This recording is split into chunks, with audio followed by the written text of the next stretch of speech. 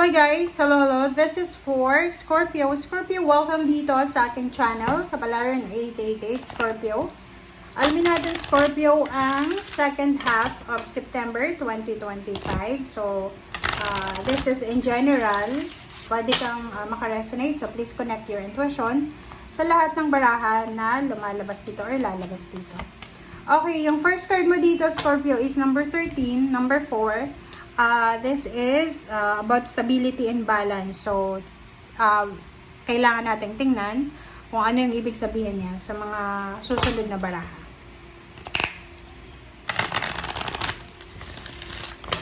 If you are parang a parent ka ba? Kung parent ka, sinasabi ng baraha na by the end of September or second half of September, kinakailangan ng anak mo ng guidance.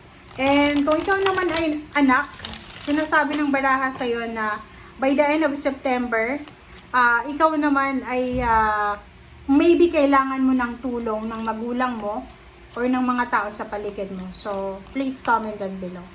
Okay, so number 35, 8. Okay, so kung ikaw ay anak, okay, Scorpio, kung ikaw ay anak, possible na makakatanggap ka ng tawag from your mother, from your father, or from your family na kailangan nila ng pera. So, it's all about family, all about foundation, all about stability and security. Next card natin is the crane bag. Yung crane bag na to guys is all about money, all about success, healing. So, nakikita ko sa'yo dito na sa second half ng September, sobra-sobra yung pangarap mo sa buhay eh. This is the perfect time or perfect week para sa'yo na makapag-clutter and declutter and yung mga choices mo sa buhay, yung options mo sa buhay, yung plano mo sa buhay ay parang iyaan mo siya, isi-segregate mo siya, yung eto, yung dapat ibasura. Kumbaga, marami kang realization by the end of September. Maraming realization ka. Marirealize mo kung ano yung importante, marirealize mo kung ano yung dapat. So, yun. Okay, let's check.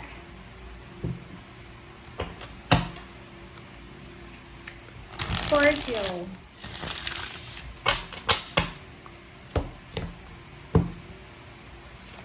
Okay, Knight of Cups. Knight of Wands. Wow, so much blessings, information, good news. Okay, ang sa ilalim mo dito is Justice and 8 of Wands. So, nakikita ko sa'yo dito, 4 of Coins. 4 of Coins and 4 of Cups, 9 of Cups, and the Strength. So, Scorpio, please comment down below.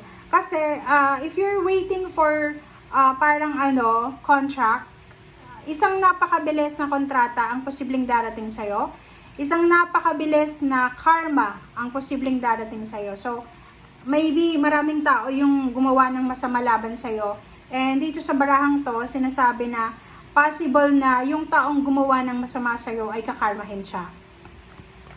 Next is 4 of Cups and 4 of Coins. Nakikita ko sa'yo dito na dalawa yung options mo eh. Like, gusto mo na, meron ditong Scorpio na gusto mo makapag-ipon ng pera, especially sa mga OFW dyan. Gusto nyo makapag-ipon ng pera at the same time, namimiss nyo yung pamilya mo, especially kung may anak ka, babae. Or kung ikaw yung anak, nasa ibang bansa ka, namimiss mo yung parents mo or yung mother mo. So, nakikita ko sa'yo dito na you're torn between relationship and money. 9 of Cups and Strength, sinasabi ng baraha sa'yo dito na isipin mo, kung ikaw ay OFW na nasa malayo kang lugar, isipin nyo guys na yung ginagawa nyo sa ngayon ay yung sacrifices na ginagawa nyo ngayon ay para sa betterment ng family nyo or ng anak nyo or magulang. Okay. 4 cards tayo. Queen of Coins, 10 of Swords, Knight of Wands, Knight of Cups. So, single ka ba? Kasi, or maybe wala kang trabaho dati or parang nakaranas ka ng misjudgment or parang nakaranas ka ng injustice sa previous na job mo or company.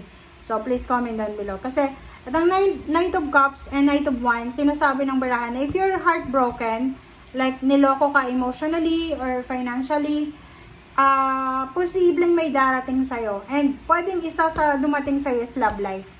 Maybe isang babae na Scorpio ikaw, or lalaki ka na may magkakagusto sa'yo, or pwedeng may mag-offer sa'yo ng love life, or maybe yung iba may mag-offer sa inyo ng trabaho or pera or financial assistance.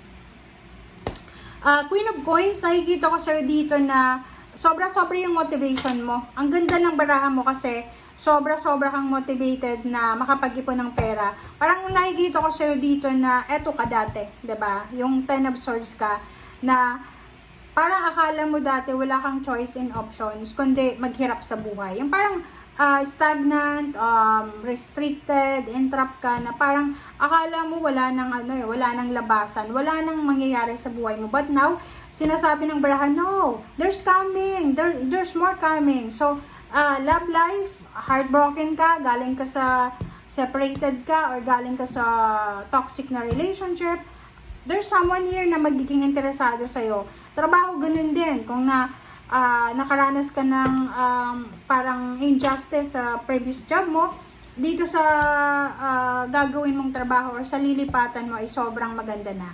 Okay? Alright. So, Temperance. Sinasabi ng baraha sa'yo dyan, Scorpio, na napaka-importante. Okay?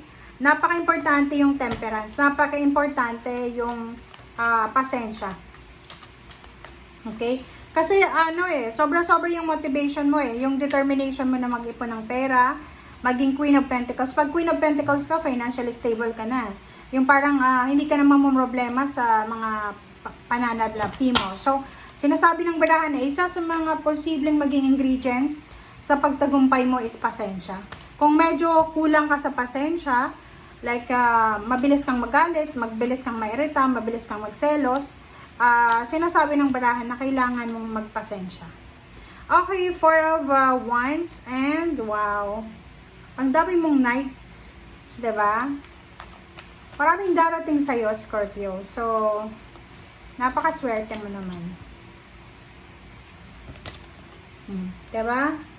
So, nakikita ko sa'yo dito, maybe kakapasok mo lang sa bagong trabaho mo or may darating pa lang or darating pa lang itong trabahong ito. So, if naghihintay ka pa lang ng contract signing, ng visa or passport or anything na hinihintay mo na pwedeng pagkaperahan, sinasabi ng barahan na you need to be patient. Okay? There's incoming merong tayo Knight of Pentacles and Ace of Pentacles. So, parang sinasabi ng barahan, hindi lang love life, hindi lang trabaho yung darating sa'yo. May darating sa'yo na pwede mong pagkakakitaan ng extra. Okay? And sinasabi ng baraha sa'yo dito na sa love life, kung single ka, or maybe hiwalay, single mom or single dad, yung taong ito na magkakagusto sa'yo ay talagang committed siya. Hindi lang siya committed sa'yo, kundi committed siya na tulungan ka. Like, halimbawa, ikaw, single, or looking for a relationship, or separated, single mom, single dad, wala kayong wala kayong attachment. Sinasabi ng barahan na posibleng may mag-offer sa inyo ng love life or may mag-offer ng trabaho or mag-offer sa iyo ng love life pero may edad na siya. Okay? Or pwedeng kasal, may mag-offer sa inyo ng kasal or yung iba tutulungan kayo na magpatayo ng bahay or yung iba ay tutulungan kayo na makahanap ng trabaho, ma-promote or anything. So, please comment down below if makaka-resonate ka dito. Thank you guys. Bye!